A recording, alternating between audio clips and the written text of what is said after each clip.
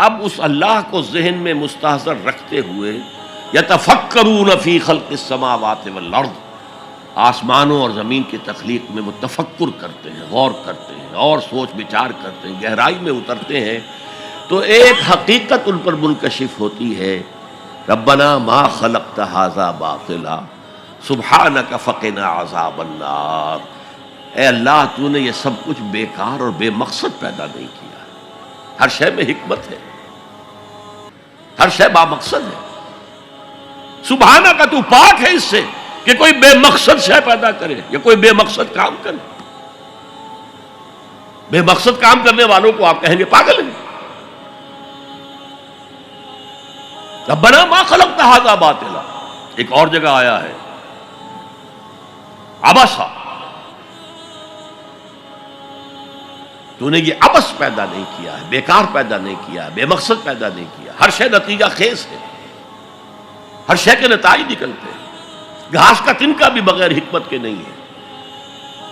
تو آپ غور کریں اس کائنات میں اس کا رول کیا ہے، گھاس کے تنکے کا بھی رول ہے۔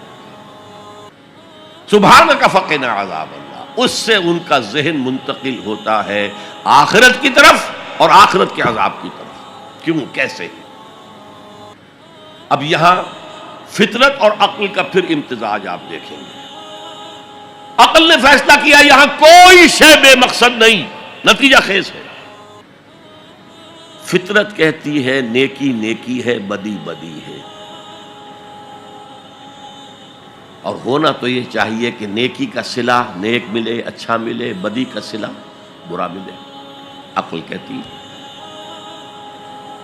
لیکن دنیا میں ہم دیکھتے ہیں کہ نیکوکار حلال کھانے والے بمشکل سوکھی روٹی کھا سکتے ہیں، استثناءات ہیں لیکن عام معاملہ تو یہی ہے۔ حرام خور، دھوکہ دینے والے، سودی کاروبار کرنے والے،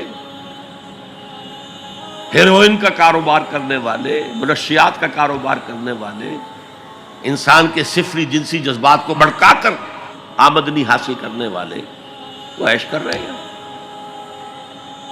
تو اصول تو یہ ہے کہ گندم از گندم پہ رویت جو سے جو، گندم سے گندم اگنی چاہیے، جو سے جو اگنا چاہیے۔ یہ کیا ہو رہا ہے یہاں؟ نیکوکاروں کو کیا ملا؟ نسل انسانی کا سب سے بڑا نیک انسان محمد صلی اللہ علیہ وسلم، اور کئی کئی وقت کے فاقے آتے تھے، ان کی نیکی کا کوئی صلہ دیا جا سکتا ہے دنیا میں سوائے اس کے کہ ان پر درود پڑھیں؟ اللہم صلی علی عبدک و نبیک و رسولک و خلیلک محمد و بارک وسلم، درود پڑھیں۔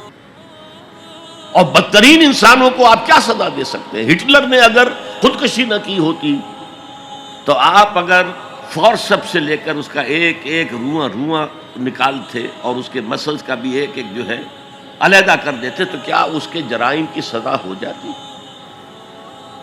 کروڑوں انسان قتل ہوئے، لاکھوں نہیں، پورا یورپ برباد ہوا ہے، تباہ ہوا۔ خود اس کا ملک جو ہے وہ سب سے زیادہ تباہی کا جو ہے وہ نشانہ بنا۔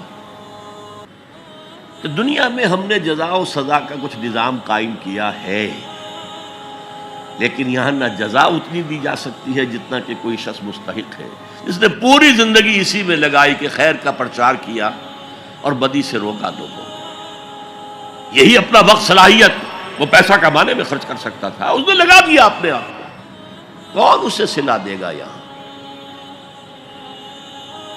اور کیا صلہ ہوگا اس کا؟ اور جن لوگوں نے لوگوں کو گمراہ کیا، شیطان کے چیلے بن گئے، ہزاروں لاکھوں انسانوں کو گمراہی کی طرف دھکیل دیا، ان کو یہاں کیا سزا دی جا سکتی ہے؟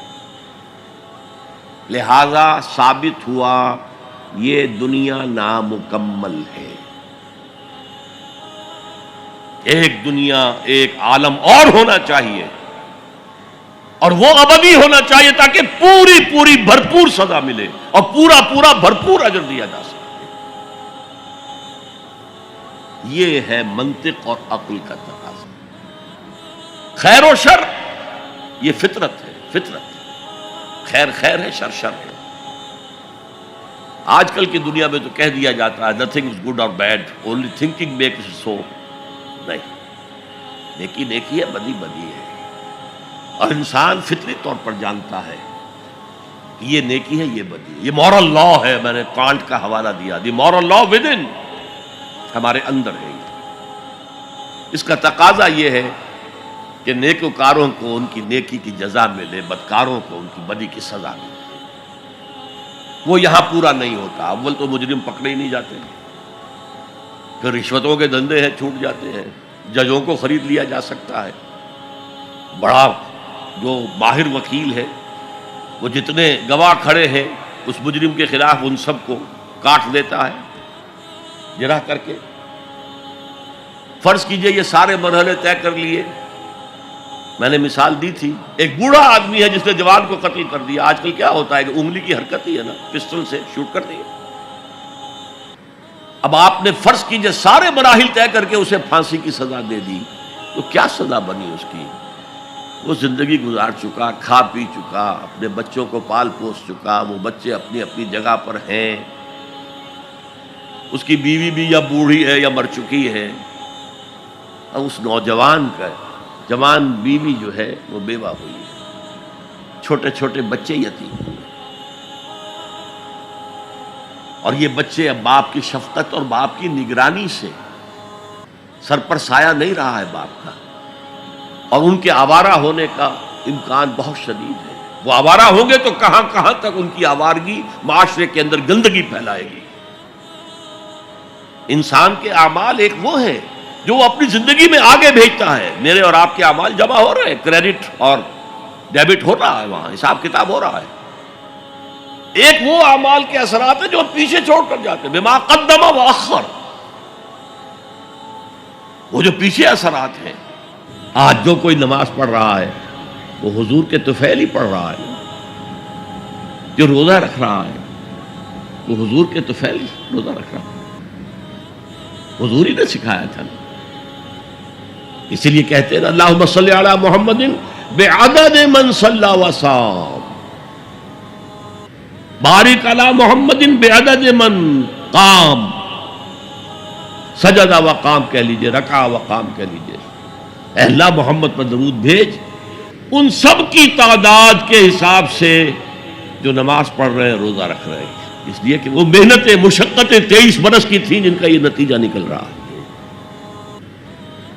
تو یہ ہے ایمان باللہ سے ایمان بالآخرت تک فطرت اور عقل کی رہنمائی. الذین یذکرون اللہ قیاما وقعودا وعلی جنوبہم ویتفکرون فی خلق السماوات والارض ربنا ما خلقت ھذا باطلا سبحانک فقنا عذاب النار ربنا انک من تدخل النار فقد اخزیتہ وما للظالمین من انصار. اے اللہ جن کو بھی تو جہنم میں داخل کر دے گا ان کو تو رسوا کر دے گا، وہ رسوا ہو جائے گا، اور ایسے ظالموں کا کوئی مددگار نہیں ہوگا، کوئی تیرے فیصلے کو بدلنے والا نہیں ہوگا، کوئی تیری احتساب کے راستے میں حائل ہونے والا نہیں ہوگا، کوئی تیرے محاسبے کے رخ کو موڑنے والا نہیں ہوگا، کوئی مددگار.